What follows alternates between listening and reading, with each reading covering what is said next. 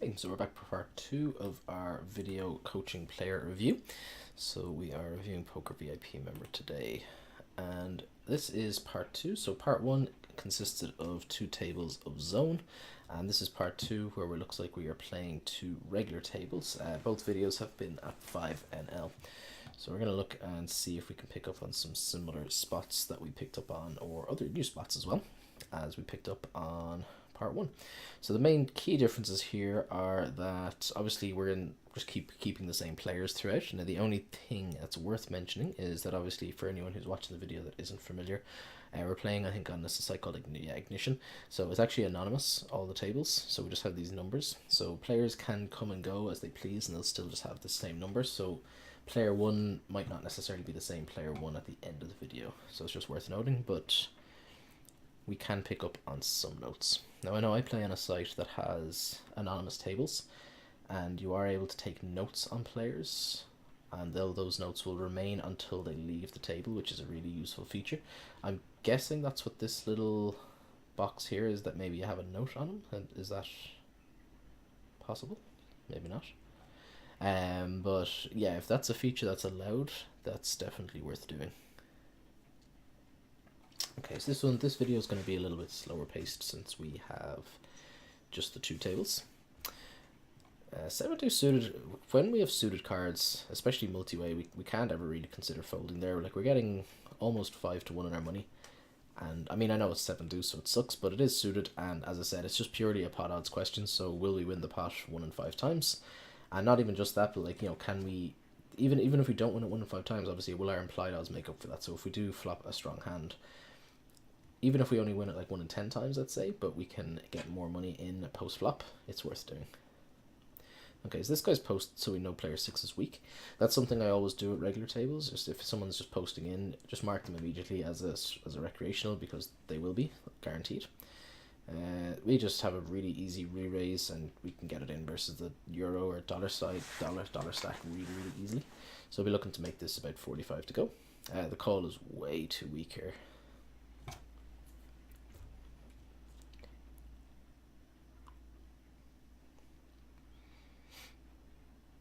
Actually, we'd be looking to make it more than 45. Sorry, what am I saying? We'd be looking to make it about 65 to go. It's just another click back.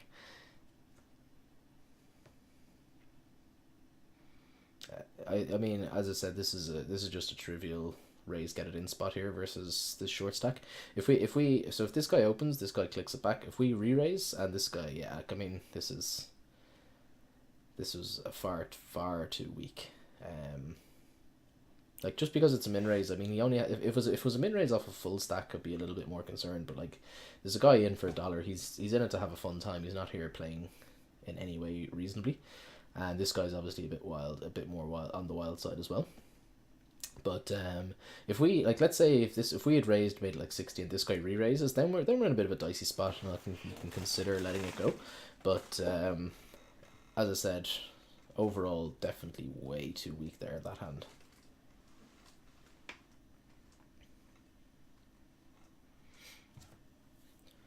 So there's some hands, like, I mean, it was an under 20 big blind jam, so our overall range for getting in there can act like, and like, I'd be looking to play it the same with a reasonably wider range than ace queen suited as well. Like, that's like ace queen suited is just, it's not even remotely close.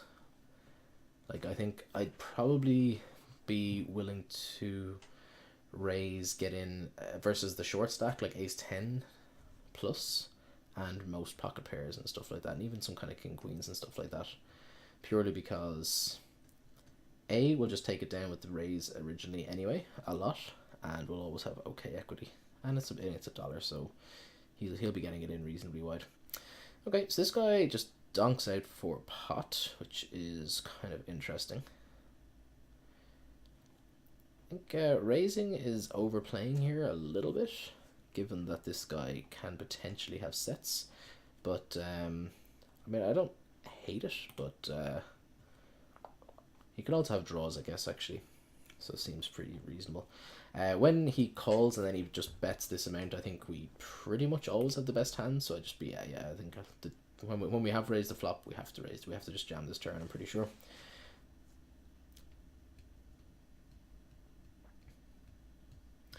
I would have been more inclined to flat the flop donk, and then if he checks to us, Jesus Christ, the 10-4. Wow, that is optimistic at best. My word.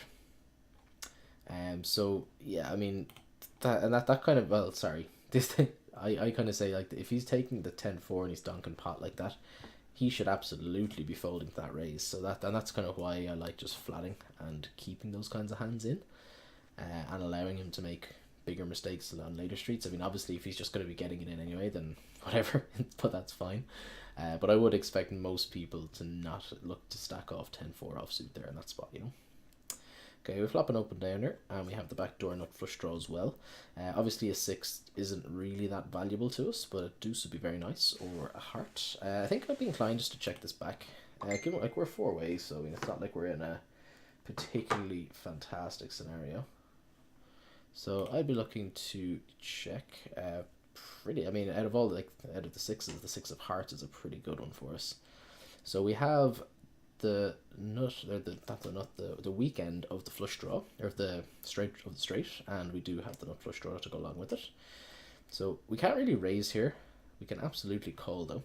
Like, we will have the best hand. Ooh, I think raising here is a mistake for sure. Like, we're only realistically going to get much value from 8s. It's going to be very, very difficult to get paid here by many worse hands. I mean, some kind of draws that are close to drawing dead, maybe. Like, you know, king, queen of hearts or stuff like that. But in general, I think we're just going to get folds here very, very often. Unless he has an 8. Board pairing is a bit of a disaster, because if he is kind of calling with sets and stuff like that, we're in a bit of a bother. And I would argue that we do not have a strong enough hand here to bet river for value on the paired board.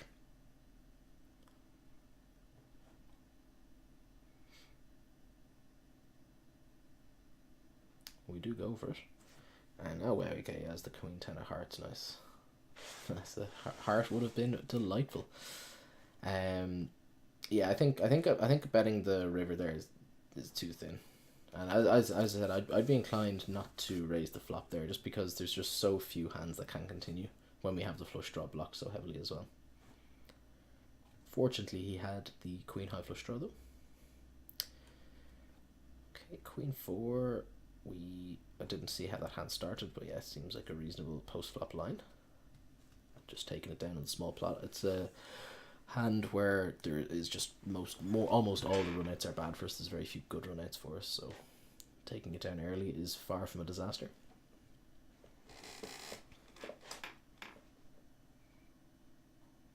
Still can't get over that stack off with 10-4. How awful can you get? It's pretty whimsical. But yeah, that's the kind of thing, like, if you are able to take notes, and if that player has stayed at the table, like, just get notes on him immediately and get him as tagged as much as possible, because it's just the dream having them. Alright, really easy re-raise here.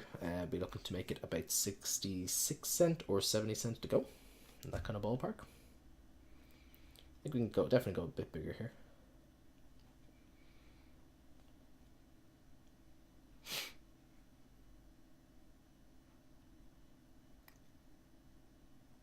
Okay, so this guy, I think he may have posted, but maybe I misread that and he just did limp. Not ideal to see this, but I mean, whatever. We don't fold ace king here. I'm happy just to get it in.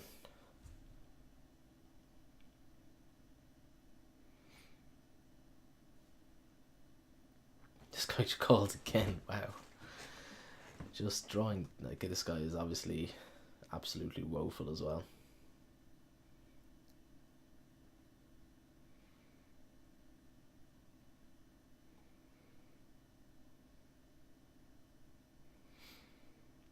So yeah, I mean, as I said, we would have gotten ace king in versus queens, and I presume ace 8 wasn't folding, so there's a lot of dead money there in the pot if we had looked to just stack it in pre.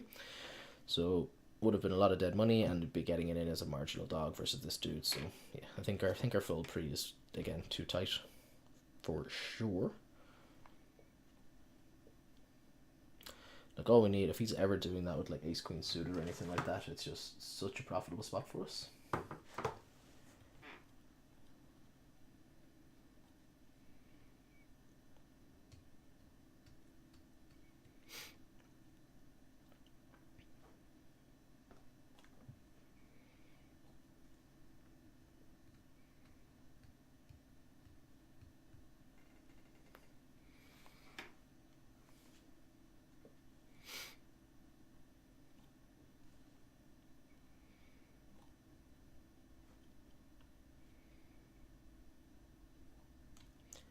Okay, ace tray in the big blind, definitely a hand I look to use as a 3-bet bluff somewhat frequently.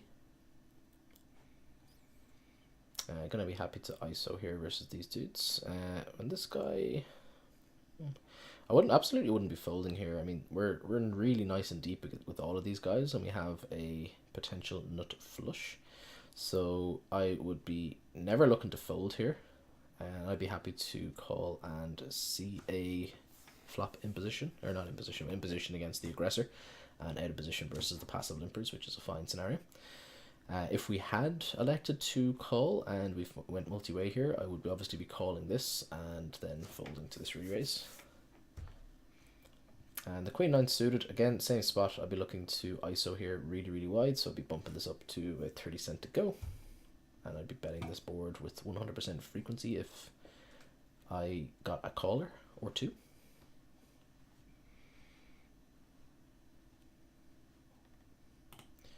So I just want to rewind that and see what these guys. So I saw 9-10 and I saw the 6-5.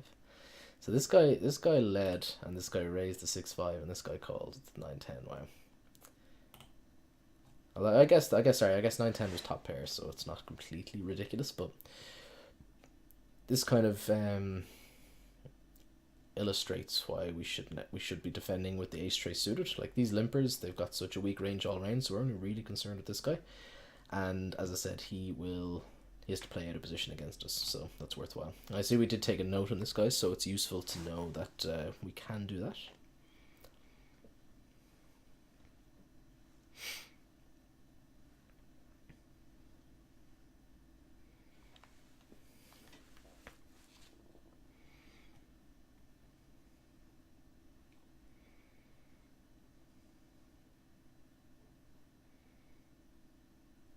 Yeah, I like taking the note here, yeah, for sure. I presume your green tag means that they are a recreational, so yeah, I like that you are doing that.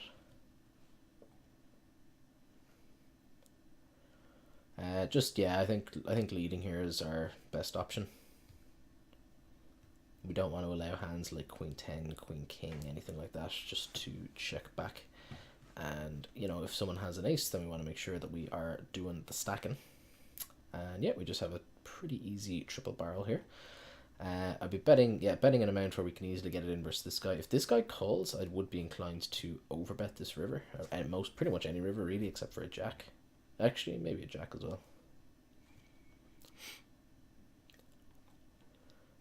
And unfortunately, I was really kind of surprised to see neither of these guys call the second barrel. I was kind of expecting at least someone to have a hand they wanted to see a river with.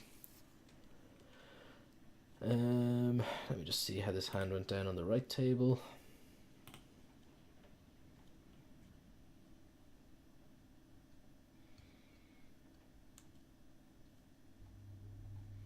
So I'm not a fan of this call at all.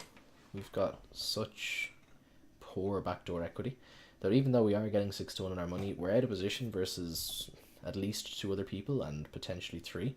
So we're drawing specifically to runner. So I don't know, maybe if you just misread our hand and you thought we had a gut shot or something. Like if we had 5-6, then we absolutely call and see a turn because we have a gut shot and we have, you know, to the nuts. But with 5-7, with no backdoor flush draw and just really weak backdoor straight potential, and the backdoor 2 pair or whatever, I'd just be looking to let that one go for sure on the flop, even versus that sizing. Yeah, so that was a mistake for sure. I don't know, maybe that was just a misread. I'm gonna assume that was a misread, but maybe not. Again, ace-7. This is a spot where we just want to be attacking these limpers because they're just never going to be that strong. So there's just no reason not to. So ace-7, it's a hand that I open every single ace from the button. And if we have limpers in the pot, there's no reason not to continue with that same range and look to get heads up versus the weak passive fishy players. Because anyone who's open, and I notice that you're taking this open limp node in this guy, so if someone's open limping, they're a fish, pretty much guaranteed. So we want to be really fighting to get heads up versus these guys as much as we can. So I think that's probably the biggest, if we were to take one single point away from these videos, that'd be an area that I really look to improve on, is your ISOing range, because based on what I've seen, there's a lot of open limping going on in this pool, and yeah, it's just people are just giving away their money if you play correctly against them.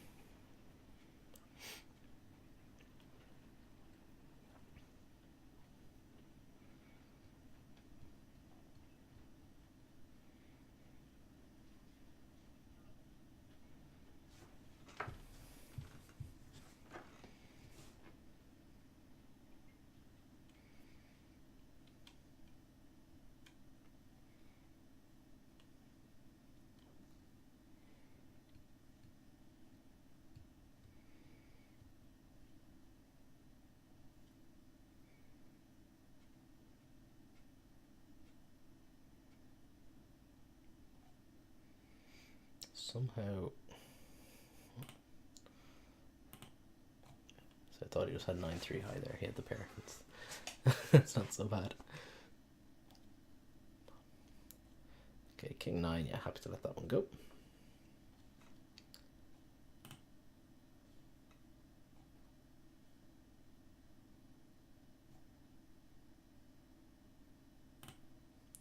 Given that we are on the, I might just fast forward this a little bit, just from where you don't have hands, just so that I'm not sitting here in silence waiting.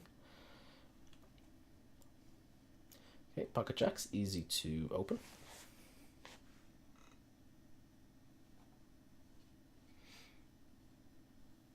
Okay, looks like we're going to go potentially 4-way to the pot, certainly 3-way to the flop even, unless this guy comes back over the top, in which case we have a decision to make. Okay, pretty okay board. Obviously there are some sets out there, but definitely that's not good enough reason to not c-bet here into 3 people. So I'll be looking to, okay, this guy leads, which is interesting. I'd be happy to go ahead and raise this specific hand here. When this guy does lead, I think he's gonna have a decent amount of 10x, and we want to, if he has, or like kind of flush draws and stuff like that as well. He's gonna have some sets, sure, but I think sets are more inclined to check raise, and occasionally he'll have like some kind of, like, I mean, his only 2-pair combo really would be like 4th tray. This is a disastrous river here, multi-way. If this guy triple barrels, I think I just let this one go. This is not a nice card at all on the river. So yeah, when he bombs here, I think when this guy is stuck around, especially if we were heads up, it'd be a little bit different. But given that we're multi-way and this guy continues betting into 2 people, and this guy is like one of the more likely people to have flush draws as well, right? So I just let this one go.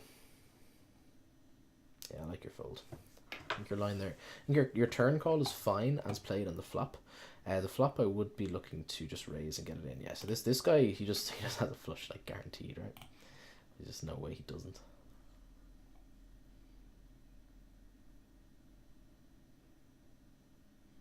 So if this guy, like, I mean, whatever this guy called, it was just a massive blunder. Like his jam there is even bad because, like, well, sorry, it's not bad. It's like if you're at a tough lineup, it's a bad jam because, you know, like I just knew he had the flush. So if I have like, I mean, if I have anything that isn't a flush, I fold there. And even if I have, like, let's say, I mean, he actually gets me to fold some better flushes there, to be honest. If I've got like 10 jack, or sorry, if I've got like 9 jack or something like that, I actually probably let it go because he just shouldn't be jamming that weak a flush. But that's neither here nor there.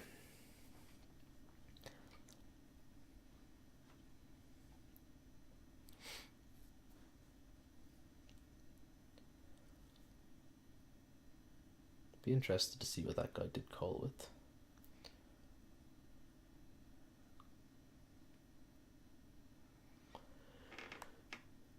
It's worth noting as well that this guy defended the 8-5 suited, although I think that was after it was kind of gone a little bit multi-way as well, so it wasn't completely atrocious.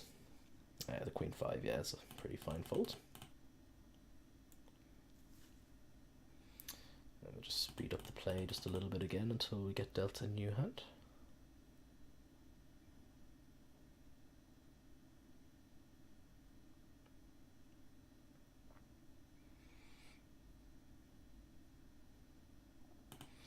Bit of a pop ruin down here.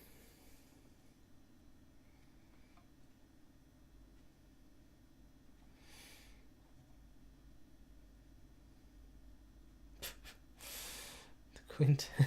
I just want to see exactly how this went down. So he just gets the gut shot and the 10 high flush in. Oh, wow, that is spectacular, and obviously he gets rewarded. So this guy is a fun player, and we should absolutely be noting him accordingly, because that was a spectacular call. So we want to be getting in as many pots as possible with this guy. So this is bump this up, and we can bump this up pretty big. We can make this kind of like 70 cent. So again, yeah, I think your sizing is just a little bit off here. Maybe even bigger than 70 cent with this particular player, because he seems like he's just in it for a fun time, so he's going to be calling most hands anyway. Really sort of sucky flop for us, unfortunately. Hopefully this just checks through. When it does check through, we definitely will have the best hand on occasion. We really don't want anyone to start wagering here at all, though. If someone starts betting, this can't really be like kind of check calling here out of position on this particular board. And that is just a wonderful card here, so I would just be betting this pretty big. Our only real opportunity, like, no, it doesn't seem like anyone has a pair, and our only real chance to get paid here is if someone has an ace. So, and if they have an ace, they're going to be paying big bets anyway, so I'd be going kind of closer to pot here, looking to get called by like ace 10, ace jack, stuff like that. This clickback is annoying as hell, and this is a spot where I'm kind of like a fish. I don't ever fold here, but I don't know. I'm starting to wonder if maybe we should be, but I don't. But I mean, I think your fold is definitely reasonable. It's a spot where I just don't ever do it though. But you know, I haven't done any sort of in-depth database analysis to see it, because it happens so rarely that it's kind of hard, and I'm quite selective. You know, obviously memory is quite selective when it comes to those spots, but it obviously does look like a very nutted line, and it often is, but whatever. It's just a spot where I just say, okay, I call, you missed out, and probably missed out on a bit more value, because like the min clickback is so much more terrifying than like a large raise that could be bluffing, right? 3-4 suited, I'm happy just to limp along here and look for a multi-way pot. It's not, I don't want to be ISOing this week.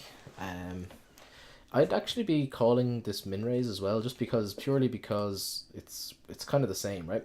We're gonna be like these guys. There's not gonna be that many like limp raising going on, so we're gonna get to see like a really massively multi-way pot with some really weak, like low baby suited connectors, which isn't ideal that they're this low, but it's still fine.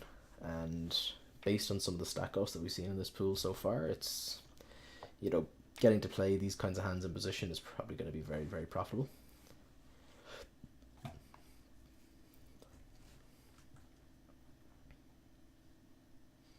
So yeah, so we would have been calling 10 cents to win theoretical 40 cent or whatever, so we're getting 4-1. Oh, this guy does go for the limp raise, that's interesting. And again, after I did call, I would have had to call this ridiculous click back as well, so I would have gotten myself into a bit of a dicey spot.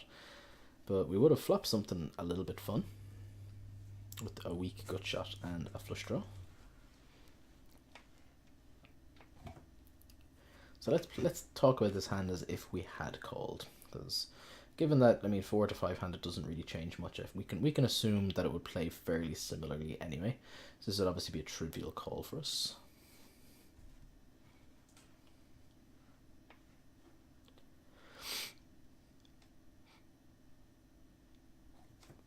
We would have picked up an open ender, or a belly buster, should I say? Double belly buster. This ace should slow down the original. This guy betting, it makes sense that he checks this card at pretty high frequency. This guy goes insanely small, so we can mark this guy as a really bad player too.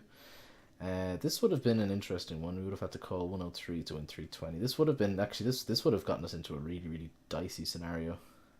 With this much equity, I think we would have had to click the call button though. Though the only issue is our diamond draw could potentially be dominated at this stage as well. So maybe we can't call this jam.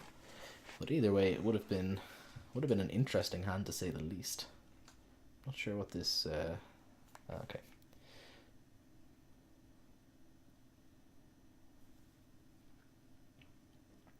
That would have been an interesting spot if we had elected to see a flop.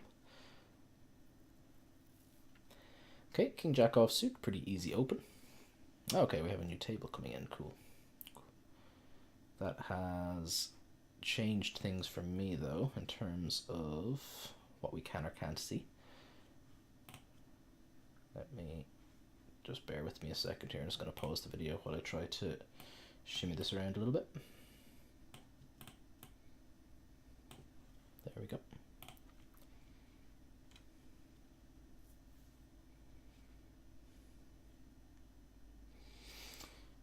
Okay, King Jack offsuit. It's I mean, it's kind of an annoying spot, but yeah, we kind of have to let that one go because this definitely has some reversed implied odds going for it in a multi-way pot like this, more so than a lot of the other kinds of hands. What did we do here with the ace-7? Let me just see. We did wager. Yeah, that's fine. I'd be betting again here, pretty big. I don't see why we're checking. I don't think he's ever going to start turning like a 9 into a bluff or anything like that. I don't see any reason not to follow through on the turn at all. Yeah, that's it was a blunder. I wouldn't imagine he folds ace-4 there at all. So we have, I mean, he shouldn't have been betting it either, to be perfectly honest. I think his bet was not ideal. He has a pretty nice hand to check back and call every river or bet rivers if we check to him.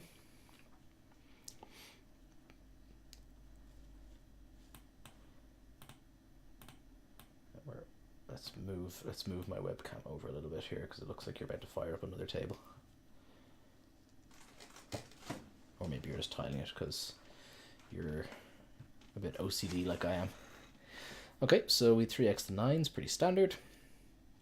And I'd be happy to check back the 4-2s here, obviously. Okay, so as far as the board goes with the 9s, not the worst by any stretch. Not one we can really be value betting. I think, yeah, I like your bet on the turn now after he checks back. I think your flop check was good, and then your turn bet is definitely good. So I'm fully on board with how we've played this hand. I mean, just taking it down there is far from a disaster. It's only likely that he would be putting money into the pot if he picked up a hand that was ahead of us. Only exception would be like if he has a hand like say ace-8 or something like that, and the river was an 8. Sorry, excuse me. It's getting quite late where I am, so my apologies for the yawns.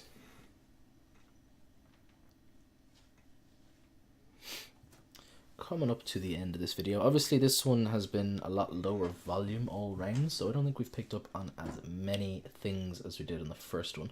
In terms of video review, volume is much more important than the type of table. Like, so I mean, getting the 2 tables of the zone poker in is a lot more valuable than the 2 tables that we have been playing for the most part of the reg games. Just purely, as I said, there's only so much you can talk about from like the amount of standard hands that you see that are just like, you know, standard folds or standard opens and standard c-bets and stuff like that. But yeah, I think overall first video was far more useful because of that. But we definitely picked up on some things in this one as well.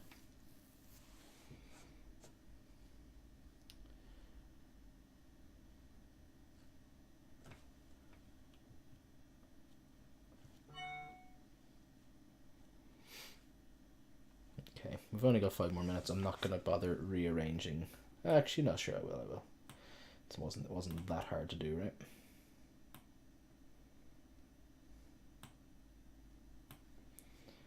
Uh, 6-4. Yeah, we have a pretty easy fold here.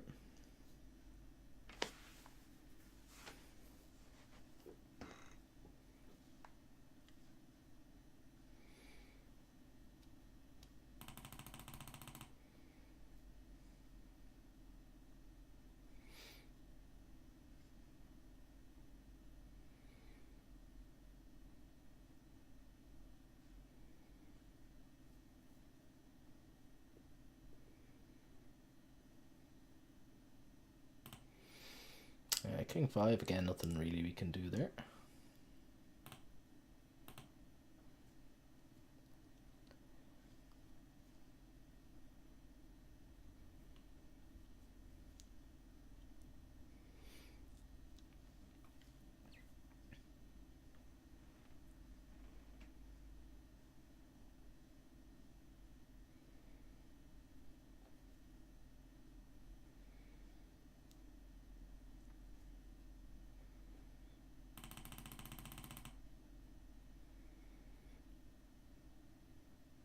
So guy down here just jamming it in for 270 over in Limper.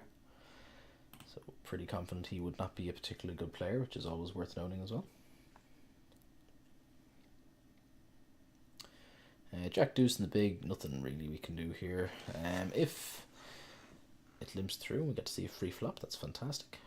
Which we do. Trips, please. We don't flop trips, but we do flop second pair. Multi-way, that's not particularly fantastic, but it's still, you know, not awful either. Definitely an above average flop. I think, yeah, we can't do anything other than just check here, though, and decide. Kind of annoying here if the button does decide to bet.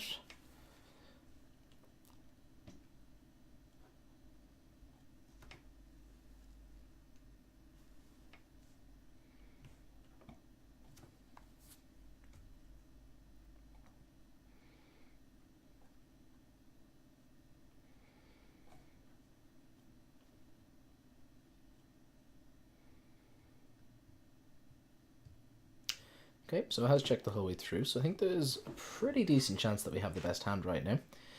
Not too much value to be had in wagering.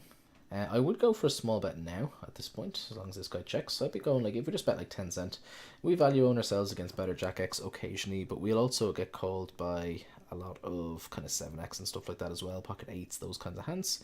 When this guy leads for pot, yeah, we have a pretty annoying fold. Given the way the hand is played out, it's kind of hard for him to have that much strong value there, but it seems like an unlikely line that he's going to take to bluff as well, so I think your fold is fine.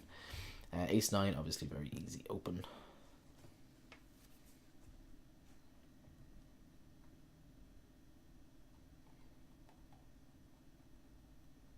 Take it down without a fight.